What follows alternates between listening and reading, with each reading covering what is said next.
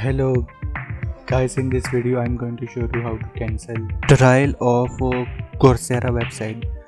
For this you must have to open Coursera.